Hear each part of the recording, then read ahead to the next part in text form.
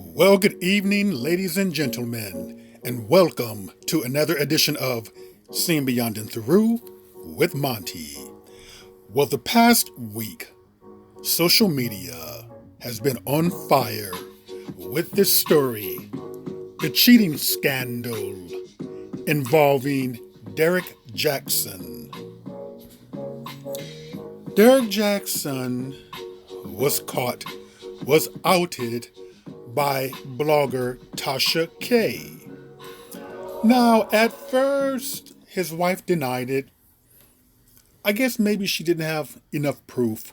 Maybe she thought it was haters or people trying to interfere with her marriage. But eventually, she found out. She decided to do an interview with him that was very cringeworthy and uncomfortable, where she acknowledged pretty much that, yes, he did step out during their marriage. Now, I want to talk to you and take this down a different angle. You know, many people have commented that they did not know that Mr. Jaxn was married because he hardly showed his wife on his page. He rarely talked about her. He was acting as if though he was a single man. Perhaps he should have stayed single because maybe he would have been happier in that particular life. Sometimes it doesn't pay to fake the funk or to lie. And where I'm going to take you and what I'm going to get into is something different. Something that is dealing with the brain, that this could be or it could not be the case of Mr. Jaxn, but it could definitely well be the case of many men out there. And that has to do with how the brain is wired. Many people say that cheating is a weakness, that people who do that lack self-control, that sometimes they need to pray more if you're religious. But I have a different take on that because I believe that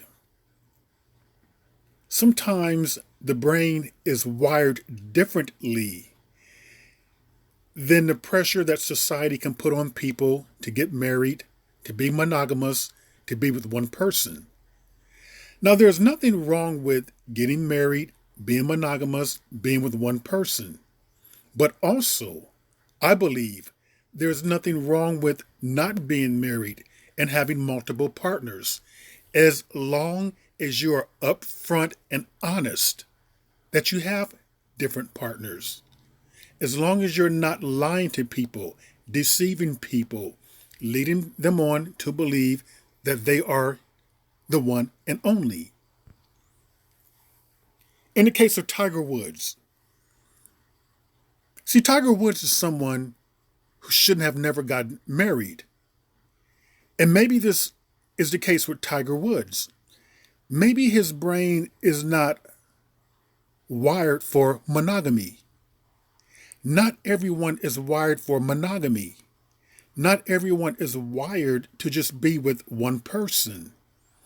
And I think that people make it hard for themselves when they try to fit into this category of being a family man, having children, and trying to play a role that they are ill-equipped for. In Tiger Woods' case, his agent encouraged him to get married and have children because he believed that it would bring Tiger Woods millions upon millions upon millions of dollars if he were to portray a nice married family man. But we know how that turned out. It was a complete disaster. It was a complete disaster because Mr. Woods was cheating before his marriage You know, when they were engaged, that phase right there, after he got married, and he continued on with multitudes of women. Tiger Woods' sex scandal inside the Hall of Grace, the fall from grace and comeback. So, if you're not familiar with this case right here, Tiger Woods cheated with 101 women. 101. And it was probably more than that. Now, some would say it was a sex addiction. It could very well be. It could have been. But could it have been also that he's just not wired to be monogamous, to be with one person? See, I believe that it could be a multitude of things. But I'm willing to bet you that Tiger Woods, like Derek Jaxn, is very unhappy being married. And the reason why I say that is because it's probably very stifling, confounding, crushing, like they're not free. But people who can do the monogamy thing, it's just the opposite. They can be married, they can be with one person, and that feels very free, very freeing. So a lot of times we're labeling people, and sex addiction is real, but we're labeling people who just have a taste and flavor for something different very often. And we're labeling that as sex addiction. Sometimes it is, but many times it's not. It's almost like some people who can have a certain food every night or very often, they're very happy with that. And others like to have a different meal. I can remember when I was younger, I used to drive my mother and family crazy because I would play the same record over and over and over again. I'm one of those types of people who can have the same type of foods over and over and over again. I can pretty much do the same routine over and over and over again. I can be with the same person over and over again. And it doesn't feel like I'm being stifled or crushed or like I'm being confined. It feels very freeing. I can take the monogamous route. And let me just tell you one thing. It has nothing to do with, or very little to do with, being strong. I truly believe that I'm wired in that particular way. So I kind of laugh when people say that, oh, you're strong, you have a lot of self-discipline. No, I don't. I'm just wired in that particular way. I never really liked dating multitudes of people. That just never really appealed to me. And I sure didn't like sleeping with multitudes of people. That didn't appeal to me. But people who do, I think sometimes it can be a lack of self-control and discipline. But also, I believe that that is just the way that some people are wired. And I think that you need to know yourself to know what's good for you. If you're wired in that particular way, I do not believe that marriage is a good thing for you. I do not believe that taking a vow of monogamy, vowing to cherish one person, is good for you. I think that we need to normalize people being single. And let me tell you this may be controversial for some people. As long as there's no coercion, there's no lying, there's no force, I think that maybe we need to normalize people having multiple partners, grown consenting partners. This is Derek Jeter. Derek Jeter liked to be with multiple women, but he did things a smart way. Maybe it's a phase that some people go through, and maybe it was a phase that Derek Jeter went through. But Derek Jeter did not get married until he was like 41 years old, 2016. What is that? 5 years ago? At the age of 41. So he went through all of his 20s, 30s, being a playboy, having different women, but he wasn't married. He didn't make a vow to a female as far as I know. Did he have a steady girlfriend? I remember him having different women. I don't know what type of commitment he made to them, but he chose not to get married and not to have children until 2016. So I think that was a very smart move on his part. No hearts broken. And as far as I know, I'm not on the inside. I could just go by what I see, what I hear, what I read, what I research. He's pretty faithful to his wife, Hannah, at this stage. So with some people, maybe it's a wild stage or a loose stage that they need to go through and get it all out of them. And maybe for some people, they may not get through that particular stage. And if they cannot, then that's okay. Just don't make a vow of being married, being monogamous, and lying to your partner about things. And this is Grant Hill. He's at the other end of the spectrum. Grant Hill has been married to Tamia, I believe, for 16 years now. And Shawnee O'Neal on Basketball Wives stated he is the only player that she knows who is faithful. Now, is this discipline? Is this control and restraint? I believe somewhat, but I also believe that this is the way this man is wired. I truly believe that he's wired in that particular way. I bet you if you check with him, he's going to have the same routine. Usually people who like the same routine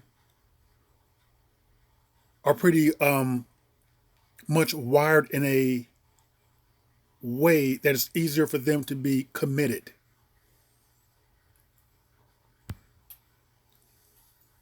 So not everyone can do a Grant Hill, and that's okay.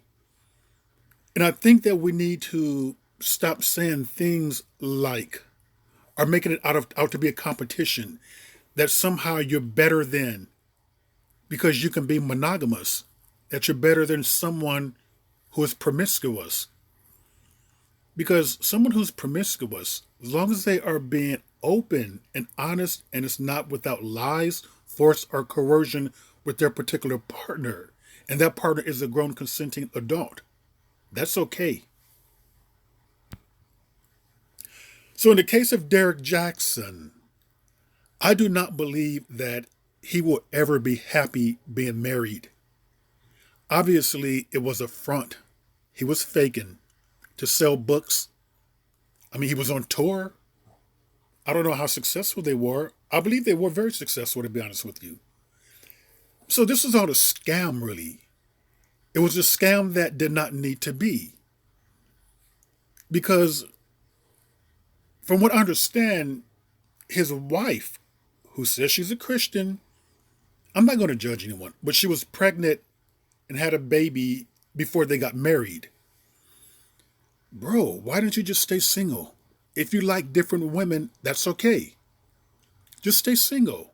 Play the field. Don't make a vow of monogamy or commitment. Don't try to pretend like you are a one-woman man when you're not. If you cannot be a one-woman man, that's okay. Just be upfront with who you're dating at the moment. I had a brother. He liked different women. But he would tell them up front that he's not ready to settle down. That's what it all comes down to, honesty. Honesty is with integrity. I just don't think that people should feel the need to lie or the need to get married or the need to have children for a certain type of image, to sell books, to be big on Instagram, to be big on social media for their image. They shouldn't.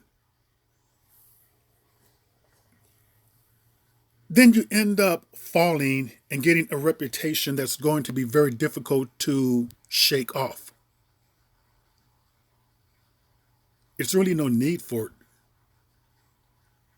There's nothing wrong with a man who is choosing to be single. And I'm talking of Derek Jaxn right here, who's choosing to be single. He wants to play the field. He wants different women.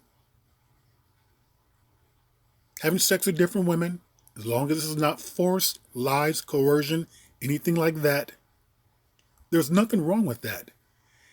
And I do believe that we need to normalize that behavior. Some would say to some degree we have. I can kind of agree with that. But I do believe that people look at you at a certain age, and if you're not married or have never been married, they kind of give you the side eye as to what's going on there.